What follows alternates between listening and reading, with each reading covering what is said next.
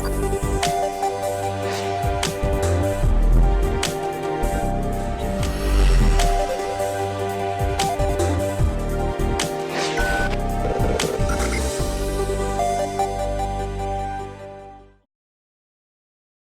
pessoal, estou de volta aqui com vocês, professora Manoele Cola, para tratarmos dentro da teoria geral do processo sobre jurisdição. Na aula passada, nós falamos sobre jurisdição, seus princípios e características, e hoje nós trataremos sobre jurisdição voluntária e contenciosa. Vamos saber o que é isso e fazer a distinção entre essas duas formas de jurisdição.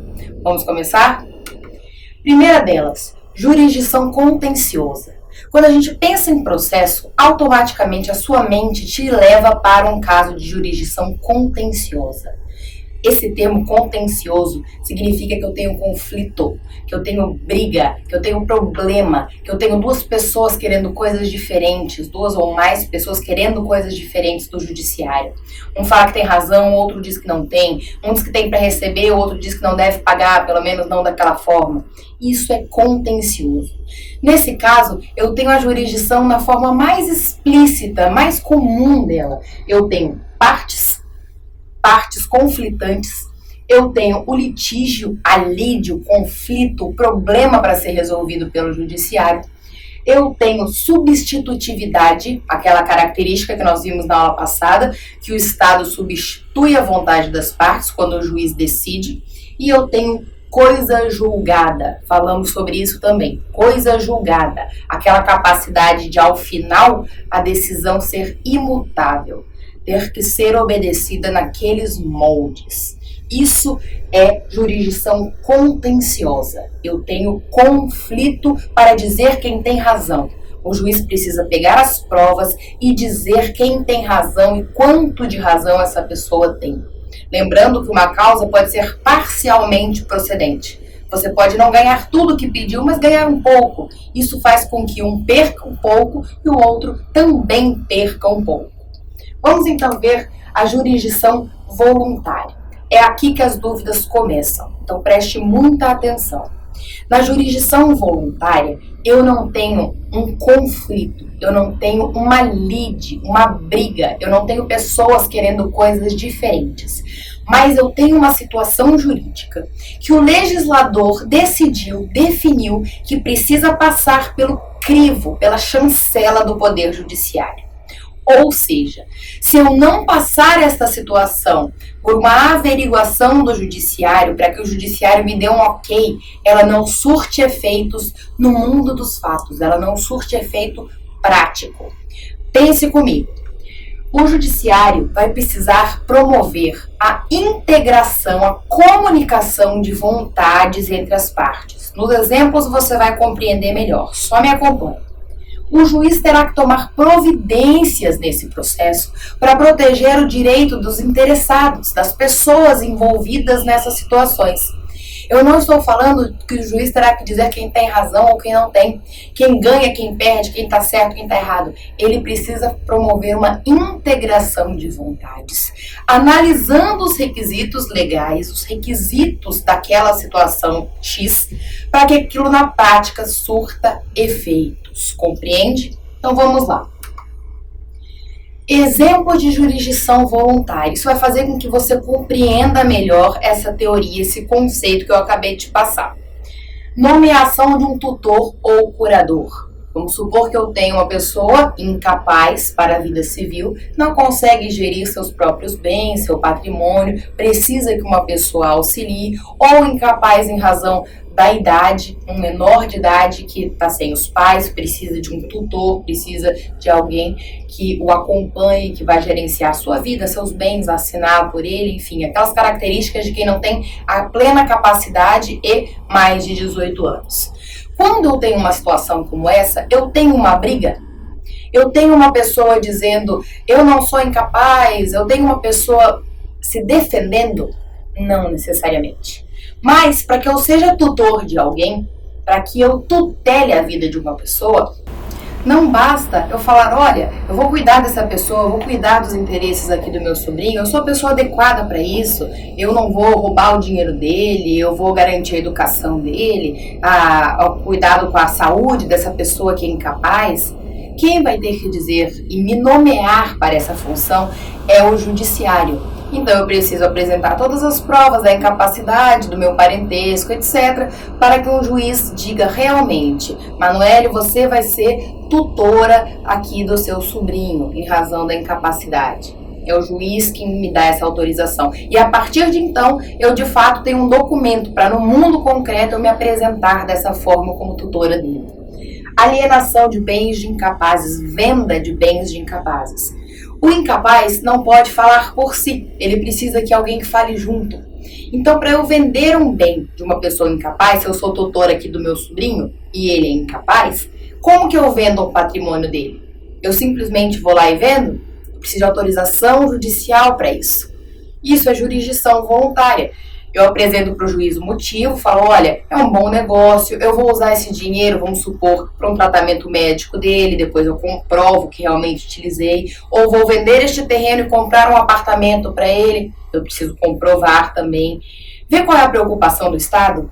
O Estado está preocupado em tutelar interesses privados, cuidando de pessoas que não têm condição de fazer por si, situações que podem causar prejuízos a alguém. Homologação de divórcio e separação consensual. Hoje, dependendo dos requisitos, você faz isso até em cartório. Mas o que o juiz faz nessa situação? Ele pega o acordo que as partes já fizeram, vê se atende aos requisitos, se não tem ninguém saindo prejudicado ou sendo passado a perna, e aí ele só homologa para que surta efeitos. A partir de então, estão divorciados, livres, vai cada um pro seu canto. Mais um tipo, notificação judicial. Eu posso notificar uma pessoa pelos correios, por cartório, e eu posso fazer isso no judiciário também. Isso é uma escolha, uma opção, depende da situação. O que eu preciso? Eu preciso de um oficial de justiça? Basta o correio? Eu quero que isso tenha um peso maior, eu vou usar um processo? Essa decisão vai ser tomada com base nesses fundamentos. Alteração consensual de regime de bens do matrimônio. Em regra, antigamente as pessoas se casavam em comunhão universal de bens. A regra hoje é a comunhão parcial de bens. Vamos supor que eu tenha me casado e cumprido a regra geral, comunhão parcial de bens. Por alguma razão, eu e meu marido decidimos mudar, alterar o regime que nós elegemos naquele momento. Nós queremos agora separação total de bens. O que o Estado pensa? Por quê? Por que você quer alterar o seu regime de comunhão de bens agora? Por que você quer alterar? Você vai fraudar algum credor? Vocês têm muitas dívidas e assim vão garantir que pelo menos 50% do patrimônio vai ficar salvo? É por causa desta preocupação que eu preciso ir até o judiciário para fazer essa alteração. A mesma coisa acontece com a alteração de nome, abertura de testamento. Esses são vários exemplos para que você consiga visualizar qual é a função do Estado na jurisdição voluntária e na jurisdição contenciosa. Tem muitos exemplos, eu trouxe só alguns para vocês. A jurisdição voluntária tem uma polêmica. Anotei para você, polêmica. Essa perguntinha capciosa não vai te dar uma resposta só. Jurisdição voluntária é de fato jurisdição? Porque veja bem, nós falamos que não tem lide, não tem partes, eu tenho só interessados. O juiz não precisa dizer como o conflito vai ser solucionado, ele vai apenas verificar requisitos, verificar uma congruência de vontades, ver se os requisitos foram atendidos, se nenhum terceiro ou mesmo as partes envolvidas está sofrendo prejuízo. A doutrina prevalece dizendo que não é jurisdição. A doutrina majoritária entende que não é jurisdição, apesar do nome jurisdição voluntária. O que seria então? Seria uma atuação administrativa feita no judiciário. O legislador deu uma fatia da obrigação administrativa para ser feita por juízes. Eles simplesmente atendem a interesses privados, fazendo um crivo público, fazendo uma verificação dentro do Poder Judiciário com a chancela final para que surta efeitos. Este é um tema polêmico. Tem muitos doutrinadores de renome, então é pesado o assunto para os dois lados sobre jurisdição voluntária ser ou não ser uma atuação de fato jurisdicional, certo? Nessa tabelinha, eu coloquei para vocês uma revisão das características que nós vimos da voluntária e da contenciosa. Acompanhe comigo. Enquanto na jurisdição contenciosa eu tenho partes, na voluntária eu tenho interessados. É esse termo que eu uso, inclusive, nas petições. Eu chamo de interessados. Enquanto eu tenho litígio na contenciosa, na voluntária eu tenho questões de interesse privado que precisam ser chancelados pelo judiciário. Enquanto na contenciosa eu tenho substitutividade da decisão, eu tenho na voluntária integração de vontades.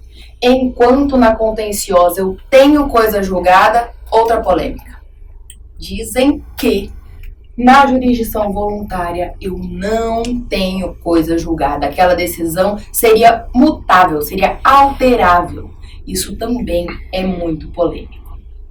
Vocês não vão encontrar a doutrina de forma uniforme, de forma unânime, tratando sobre isso. Em regra, disse que não tem, que não faz coisa julgada.